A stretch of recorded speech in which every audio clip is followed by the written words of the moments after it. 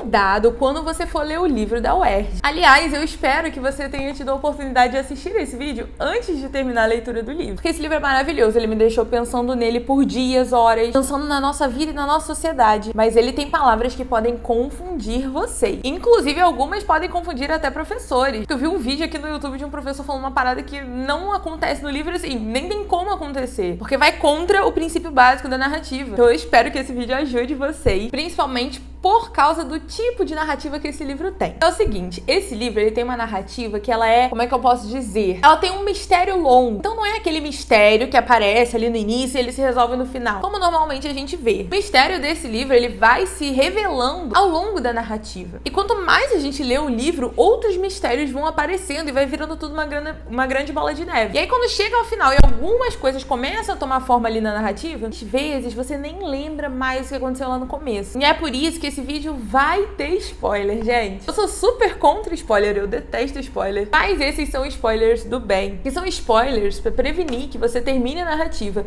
sem entender o que estava acontecendo ali. Talvez tenha até que ler o livro de novo pra conseguir fazer uma redação. Já que esse livro que a UERJ cobrou não é um livro que a gente vai ler só por prazer, né? Eu achei a leitura muito prazerosa, mas é um livro também que você tá lendo, obviamente, pra fazer uma prova de vestibular e tentar ali ser melhor que todo mundo, conseguir ser aprovado. Já é bem problemático por si só. Mas vamos falar do que interessa, então.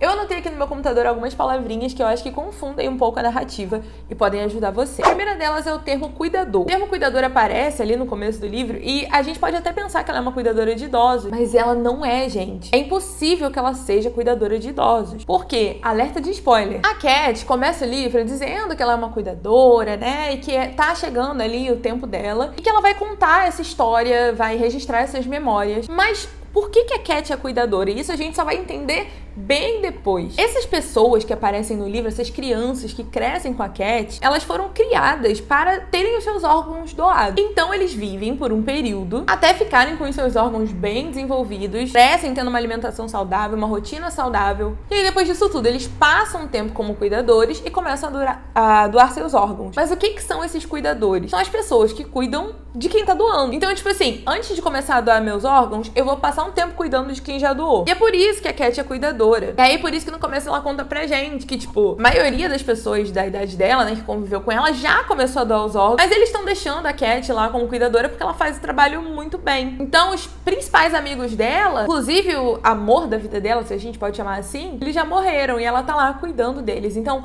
ela é cuidadora nesse sentido. Ela cuida das pessoas que estão fazendo as doações de órgãos e, consequentemente, ficam debilitadas. Mas ela não é cuidadora de idosos, até porque não tem como você ser idoso, senão todo o propósito tá perdido. Cuidado com essa palavra, hein? O segundo termo que aparece aí na narrativa e que pode confundir um pouquinho é o termo possíveis. O livro conta a história de crianças que são criadas ali num lugar, tipo um internato, sabe? E que vão crescer saudáveis para doarem os seus órgãos futuramente. E o que são os possíveis? Eles vivem fantasiando sobre esses tais possíveis. Possíveis é a pessoa de quem você foi clonada. Ou melhor, a possível pessoa de quem você foi clonada. Então vamos supor que eu dei origem a um clone chamado, sei lá, Anitta. Eu sou a possível da Anitta, entendeu? A Anitta possivelmente foi clonada de mim. E aí tem todo um mistério que as crianças criam, porque elas querem saber quem são os seus possíveis. Mas é óbvio que é muito mais profundo que isso. Então tem uma personagem, por exemplo, bem importante, que é a Ruth. E a gente vê que a Ruth, ela fica tão curiosa pra saber quem é a possível dela, mas porque, na verdade, a Ruth tem todo um sonho de trabalhar em um escritório. Então existe a curiosidade natural. Mas mais que isso, os possíveis podem, talvez, representar, na interpretação de vocês, todo o possível futuro que a gente poderia ter e a gente não teve. Falei que esse livro me deixou muito filosófica, gente. Aliás, a UERJ sempre faz isso com a gente, né? E é interessante ver a Ruth nessa expectativa da vida que ela poderia levar, porque é muito similar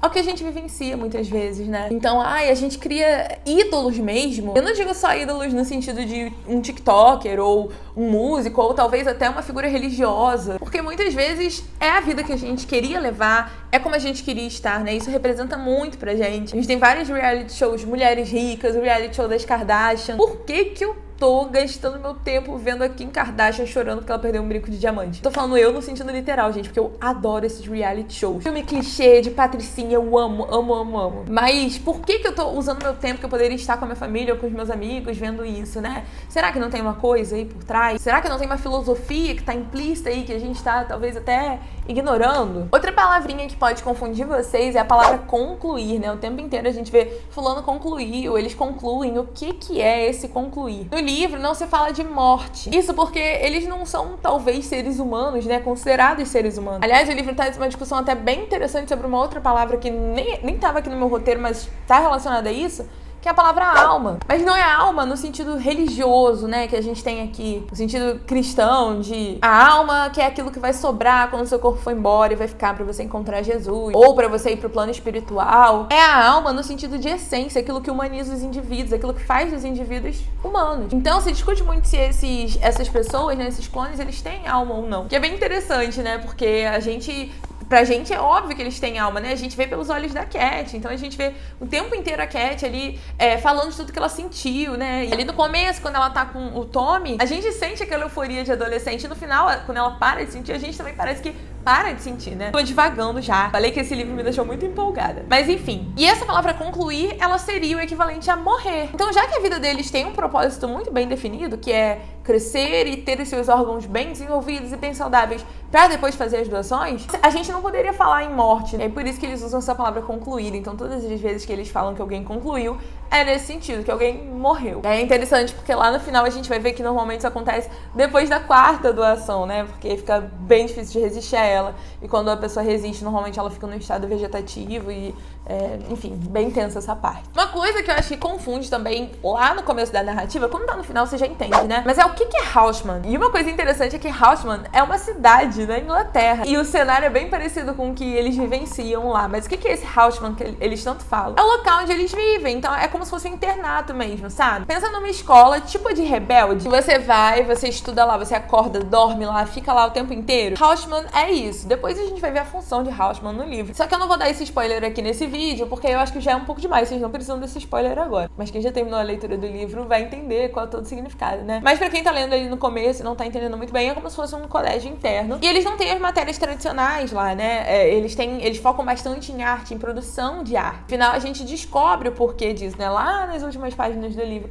a gente descobre o porquê que eles focavam tanto em arte, os melhores trabalhos eram retirados dali, e aí a gente vai entender o porquê disso. Eu vou fazer outros vídeos em que a gente discute essa parte mais filosófica, mais profunda do livro, mais pra frente, mais próximo da UERJ, pra dar tempo de vocês terminarem de ler o livro. Aliás, gente, não sei se vocês sabem que eu tô com o Projeto UERJ aberto, né? Projeto UERJ sensacional. Dá uma olhadinha lá no meu Instagram. Eu estou com metade das vagas fechadas. A gente tem aula toda semana, a gente tem acolhimento emocional, a gente tem redação corrigida, tanto por mim quanto por um outro corretor. Tem simulado todo mês. Então, assim, tá um projeto bem legal, num valor super em conta. E metade das vagas já foram em uma semana. Eu fiquei muito assustada com isso. Não vou poder abrir outra turma, então ainda não tenho alguém pra me ajudar. E por conta disso, eu só consigo dar conta de uma turma. Então, não tô explicando isso, porque às vezes vocês podem pensar, tipo, é marketing, tá falando que só vai abrir uma turma pra fazer o marketing. E não é. Mas é isso, dá uma olhadinha lá no meu Instagram e vê se vocês curtem. Pra gente fechar, a última palavrinha que pode confundir a gente é o casário. Eu até pensei que fosse talvez Casa Rio, mas não, é casário mesmo. Casário significa uma aglomeração de casas, mas não como numa comunidade, assim. São mais casinhas tipo chalés, sabe? Pelo menos lá no livro, eu vou ver se eu consigo colocar uma foto aqui pra vocês. Então é como se eles crescessem lá em Haussmann, e aí depois de um tempo eles vão lá pro casário. E é interessante porque os alunos de Haussmann chamam a atenção, né,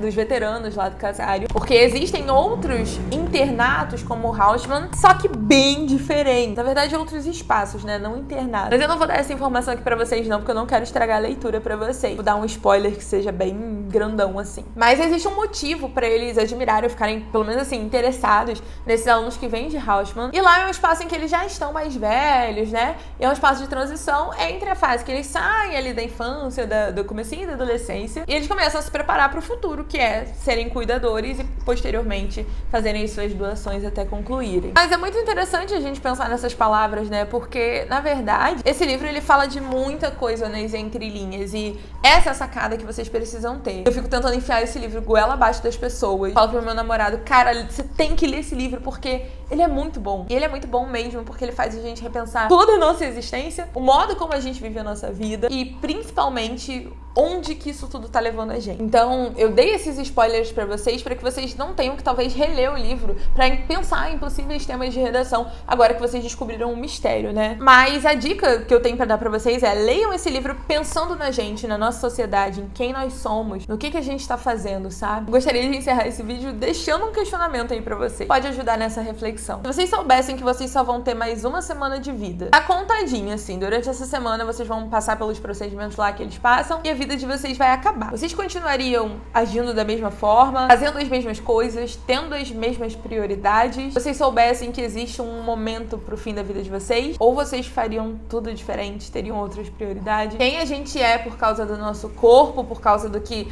a sociedade faz que a gente tenha que produzir, trabalhar e tudo mais? Quem a gente é em essência? Essencialmente, se a gente fosse pensar na nossa alma, naquilo que nos faz humanos, é a capacidade de amar? E quem é a pessoa que você mais ama? É a sua mãe? O que você faria se você soubesse que você só tem mais um abraço pra dar na sua mãe? Essa é a reflexão que eu gostaria de deixar pra vocês hoje.